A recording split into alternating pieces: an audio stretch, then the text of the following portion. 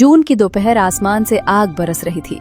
धरती तवे की तरह तप रही थी और हवा भी जैसे जलती हुई लग रही थी।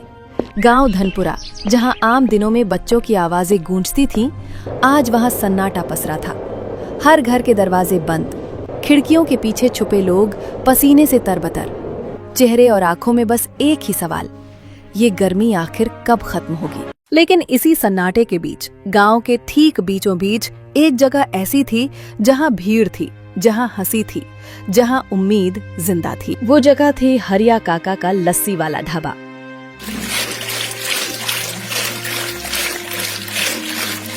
अरे ओ मुन्ना, जरा संभल के बेटा, इतनी जोर जोर से मथनी चलाएगा तो दही भाग जाएगा क्या तुझसे। लस्सी बनाना कोई मजाक नहीं होता, ये तो सालों की साधना है।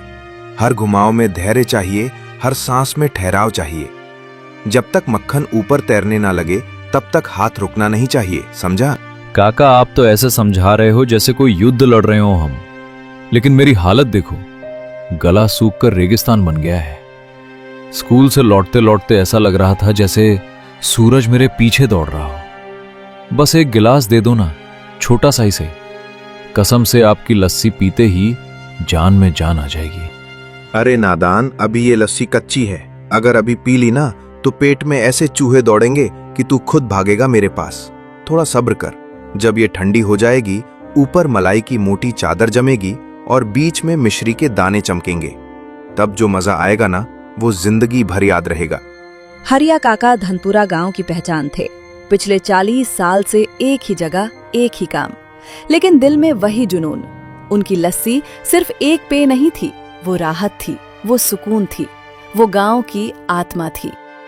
लोग दूर दूर से आते थे, कोई गर्मी से राहत पाने तो कोई बस काका की मुस्कान देखने। आजा मेरी शेरनी, आज तो तू बड़ी खुश लग रही है, क्यों भला? क्या बात है, आज दूध में ज्यादा मिठास डालने का इरादा है क्या?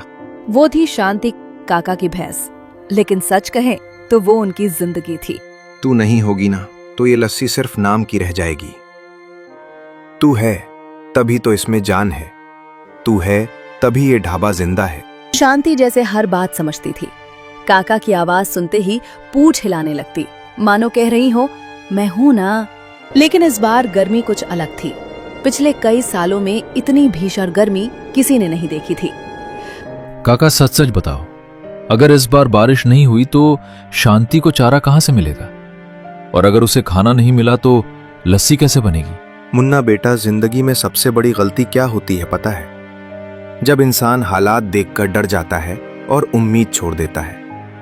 कुदरत कभी किसी का साथ नहीं छोड़ती, बस वो हमें परखती है, देखती है कि हम कितनी देर तक टिक सकते हैं। जब तक मेरे हाथों में ताकत है और शांति मेरे साथ है, इस गांव का कोई भी इंसान प्यासा नहीं रहेगा, ये मेरा वादा है। हरिया काका की बातों में एक अजीब सी ताकत थी, एक सुकून जो सीधे दिल तक पहुंचता था। लेकिन हर कहानी में एक अंधेरा मोड़ जरूर आता है, और उस मोड़ पर आता है एक ऐसा इंसान जिसके लिए पैसा ही सब कुछ था। ओए हरिया, बहुत नाम सुना है तेरी लस्सी का, लेकिन आज मैं लस्सी पीने नहीं, कुछ और लेने आया हूं। आइए सेठ जी, पहले बैठिए, गर्मी बहुत है, एक गिलास ठंडी लस्सी पी लीजिए, फिर आराम से बात करेंगे। मुझे तेरी ये देसी लस्सी नहीं चाहिए, मुझे चाहिए तेरी ये जमीन। पूरा माहौल अचानक बदल गया, हंसी शोर सब एकदम शांत।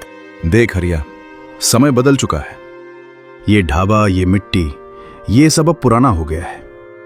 मैं यहां एक बड़ा कोल्ड ड्रिंक्स प्लांट लगाऊंगा, बड़ी बड़ी मशीनें आएंगी, पैसा ही पैसा होगा।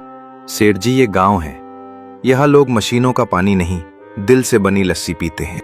तू बहुत पीछे रह गया है हरिया, आजकल के बच्चे तेरी लस्सी नहीं बोतल पीते हैं, समझा? बदलाव गलत नहीं होता सेठ जी, लेकिन हर बदलाव सही भी नहीं होता। आखिरी बार कह रहा हूं, 5 लाख रुपए दूंगा, ले और ये जगह खाली कर दे।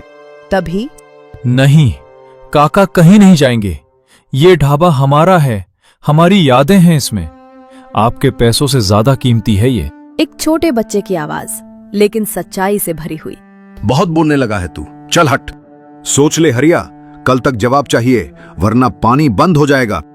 ये सुनते ही हरिया काका के चेहरे का रंग उड़ गया, क्योंकि गांव का एक लौता कुआं अब सेठ के कब्जे में था। हे ऊपर वाले, क्या सच में अब इंसानियत से ज्यादा ताकतवर लालच हो गया है? उस रात धनपुरा गांव सो तो गया था, लेकिन नींद किसी की आंखों में नहीं थी। गर्मी पहले से भी ज्यादा तेज लग रही थी, जैसे हवा भी अब साथ छोड़ चुकी हो। और हरिया काका वो अपने ढाबे के बाहर चारपाई पर बैठे थे, आंखें आसमान पर, लेकिन दिमाग कहीं और। 40 साल पूरा जीवन लगा दिया इस मिट्टी में। हर गिलास लस्सी में अपना पसीना मिलाया है मैंने, और आज कोई आएगा और कहेगा कि सब बेच दे। क्या सच में इतनी सस्ती हो गई है मेहनत? पास ही शांति खड़ी थी, बार बार काका को देख रही थी। तू चिंता मत कर, जब तक मैं हूं तुझे प्यासा नहीं रहने दूंगा, चाहे मुझे खुद प्यासा रहना पड़े। लेकिन असली तूफान अभी आना बाकी था।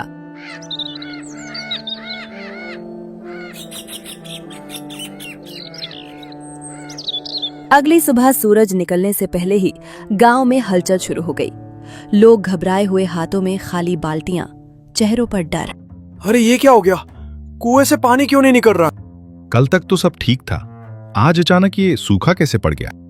सूखा नहीं पड़ा, रोक दिया गया है। सभी की नजरें मुड़ी। कुएं के पास खड़ा था सेठ का नौकर। सुन लो सब लोग, अब ये कुआं प्राइवेट प्रॉपर्टी है। जब तक हरिया काका अपनी जमीन नहीं बेचते, इस कुएं से किसी को एक बूंद पानी नहीं मिलेगा। जैसे ही ये शब्द हवा में गूंजे, पूरा गांव हिल गया। ये क्या बात हुई? पानी पर भी कोई हक जमा सकता है क्या? हमारे बच्चों को क्या प्यासा मार देगा वो? धीरे धीरे घबराहट गुस्से में बदलने लगी, लेकिन डर अब भी बड़ा था। उधर हरिया काका के ढाबे पर भी भीड़ जुटने लगी। काका, घर में एक बूंद पानी नहीं बचा, बच्चे रो रहे हैं, क्या करें हम? सब कह रहे हैं आप जमीन बेच दो, कम से कम गांव बच जाएगा। अगर आज मैं डर कर झुक गया तो समझ लेना कल वो पानी के पैसे लेगा, परसों हवा के, और फिर हम सब उसके गुलाम बन जाएंगे। काका की आंखों में डर नहीं था, लेकिन दर्द जरूर था। हम गरीब जरूर हैं, लेकिन बेबस नहीं। जब तक हम साथ हैं, कोई हमें हरा नहीं सकता। भीड़ में खड़ा मुन्ना सब कुछ सुन रहा था। उसकी छोटी सी आंखों में अब डर नहीं, एक चिंगारी थी। अगर काका अकेले लड़ेंगे तो हार जाएंगे, हमें कुछ करना होगा। मुन्ना दौड़ पड़ा सीधे अपने दोस्तों के पास। सुनो सब, अगर आज काका हार गए तो समझ लो हमारी लस्सी खत्म, हमारा बचपन खत्म, और फिर हम सब उसी सेठ की बोतल पीने को मजबूर होंगे। तो हम क्या करें? पानी तो उसके पास है। पानी सिर्फ उसके पास नहीं है। मतलब? काका ने एक बार बताया था, गांव के पीछे एक पुराना तालाब था जो अब मिट्टी में दब गया है। अगर हम उसे फिर से खोद दें तो शायद पानी मिल जाए। एक पल के लिए सब चुप। फिर खड़े क्यों हैं? चलो खोदते हैं। कुछ ही देर में बच्चे और धीरे धीरे बड़े लोग भी सब उस पुराने तालाब की तरफ बढ़ने लगे। हाथों में फावड़े नहीं थे, लेकिन हिम्मत थी। पानी नहीं था, लेकिन उम्मीद थी। हर फावड़े के साथ मिट्टी उड़ रही थी, पसीना बह रहा था, लेकिन कोई रुक नहीं रहा था। पता नहीं कुछ मिलेगा भी या नहीं। मिलेगा, आज नहीं तो कभी नहीं। घंटों की मेहनत के बाद अचानक रुको, यहाँ कुछ गीला है। सबके हाथ रुक गए, दिल की धड़कनें तेज हो गईं। और जोर लगाओ, बस थोड़ा और फिर मिट्टी हटते ही नीचे से पानी की हल्की चमक दिखाई दी। पानी, हमें पानी मिल गया। खुशी की आवाजें आसमान तक गूंज गईं। मुन्ना, आज तूने सिर्फ पानी नहीं निकाला, तूने इस गांव की हिम्मत वापस ला दी। लेकिन ये खबर अब एक और इंसान तक पहुंच चुकी थी, रघुवीर सेठ। क्या कहा तूने? उन्होंने खुद पानी निकाल लिया, मेरे बिना, मेरी इजाजत के बिना? जी सेठ जी, बच्चों ने शुरू किया था, फिर पूरा गांव जुट गया और सच में पानी निकल आया। नालायक लोग, उन्हें लगता है कि वो मुझसे जीत जाएंगे। उन्हें पता नहीं मैं हारना नहीं जानता। सेठ तुरंत अपनी गाड़ी में बैठा और धूल उड़ाता हुआ सीधे गांव की तरफ निकल पड़ा। उधर धनपुरा गांव में आज माहौल पूरी तरह बदल चुका था। जहां कल तक सूखा और डर था, आज वहां पानी की आवाज थी, बच्चों की हंसी थी और चेहरों पर जीत की चमक। आज समझ आया, हिम्मत सबसे बड़ी ताकत होती है। और इस खुशी के बीच हरिया काका का ढाबा फिर से जीवित हो उठा था। अरे आज तो लस्सी दोगुनी बनेगी, इतनी मेहनत के बाद सबको ठंडक मिलनी चाहिए। काका, आज तो सबसे पहले मुझे देना। मैंने सबसे ज्यादा मिट्टी खोदी थी। अरे तू ही तो आज का असली हीरो है, तेरे बिना ये सब होता ही नहीं। इतने में दूर से धूल का गुबार उठता दिखा। गाड़ी रुकी, दरवाजा खुला और बाहर उतरा रघुवीर सेठ। ओ हरिया, ये क्या तमाशा लगा रखा है तुम लोगों ने? पूरा माहौल एकदम शांत हो गया। तमाशा नहीं सेठ जी, ये हमारी जरूरत है, हमारा हक है। तुम लोगों ने बिना मेरी इजाजत तालाब खोदा, पानी निकाला? किसने दी तुम्हें ये हिम्मत? हिम्मत हमने खुद जुटाई है, आपसे नहीं ली। अब गांव वाले डर नहीं रहे थे, अब उनकी आवाज में दम था। तुम लोग भूल रहे हो, ये सब जमीन, ये इलाका मेरे कंट्रोल में है। मैं कोर्ट में केस कर दूंगा, देख लेना, सब छीन लूंगा। सेठ जी, जमीन आपकी हो सकती है, लेकिन पानी किसी एक का नहीं होता, वो प्रकृति का होता है और प्रकृति सबकी होती है। ये शब्द सीधे सेठ के अहंकार पर चोट कर रहे थे। बहुत हो गया ये ज्ञान, तुम लोग नहीं समझोगे, पैसा ही असली ताकत है। हरिया काका बस चुपचाप सेठ को देखते रहे। फिर सेठ जी, इतनी गर्मी में आए हैं, गुस्सा भी बहुत कर लिया। एक काम कीजिए, ये लस्सी पी लीजिए। मैंने कहा ना, मुझे तेरी लस्सी नहीं चाहिए। दुश्मन समझकर नहीं दे रहा, एक इंसान समझकर दे रहा हूं। कुछ पल के लिए समय जैसे रुक गया। सेठ की नजर उस ठंडे गिलास पर टिक गई। ऊपर तैरती मलाई, बूंद बूंद ठंडक, और शायद इतनी गर्मी में उसका गुस्सा भी थक चुका था। ठीक है, देखता हूं क्या खास है इसमें। उसने एक घूंट लिया और ये तो इतनी ठंडी, इतनी सुकून देने वाली। उसके चेहरे पर पहली बार गुस्से की जगह शांति नजर आई। ठंडक लस्सी में नहीं होती सेठ जी, ठंडक दिल में होती है। ये शब्द सीधे उसके दिल में उतर गए। मैं शायद गलत था। धूप अब भी उतनी ही तेज थी, गर्मी भी उतनी ही कड़ी थी, लेकिन माहौल बदल चुका था। एक गिलास लस्सी और कुछ सच्चे शब्द कभी कभी वो कर जाते हैं जो बड़े बड़े तर्क नहीं कर पाते। हरिया, मैंने जिंदगी भर सिर्फ एक ही चीज को सच माना, पैसा। मुझे लगा जिसके पास पैसा है उसके पास ताकत है, और जिसके पास ताकत है वो जो चाहे कर सकता है। लेकिन आज पहली बार समझ आया कि कुछ चीजें पैसे से नहीं खरीदी जा सकती। पूरा गांव खामोशी से सेठ की बात सुन रहा था। मैंने पानी पर हक जमाया, लोगों को डराया, तुम्हें मजबूर करने की कोशिश की।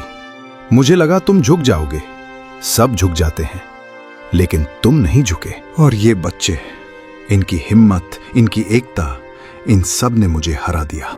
हरिया काका बस शांत खड़े थे। उनके चेहरे पर कोई घमंड नहीं, बस एक हल्की सी मुस्कान। हरिया, अगर हो सके तो मुझे माफ कर दो।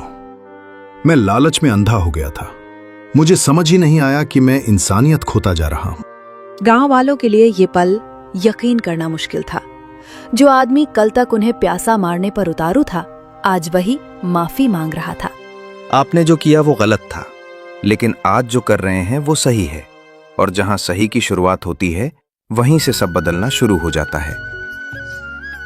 सेठ की आंखों में हल्की नमी थी।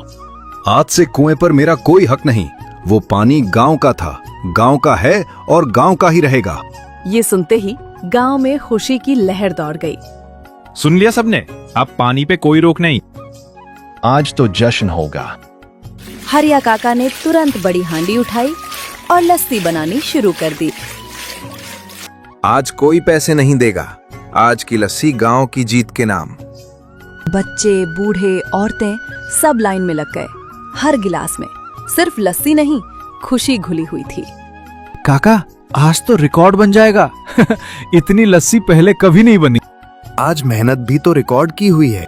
रघुवीर सेठ एक कोने में खड़ा ये सब देख रहा था।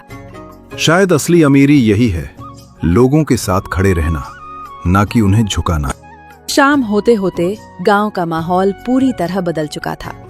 जहां कल तक डर था, आज वहां विश्वास था। जहां प्यास थी, आज वहां ठंडक थी। और हरिया काका, वो फिर से अपने ढाबे के सामने खड़े थे, हाथ में मटकी, चेहरे पर मुस्कान। धन्यवाद। आज फिर साबित हो गया कि सच्चाई कभी हारती नहीं, बस थोड़ा वक्त जरूर लेती है। जून की उस जलती दोपहर में एक गांव ने सिर्फ पानी नहीं पाया, उसने पाया हिम्मत, एकता और इंसानियत की असली ठंडक।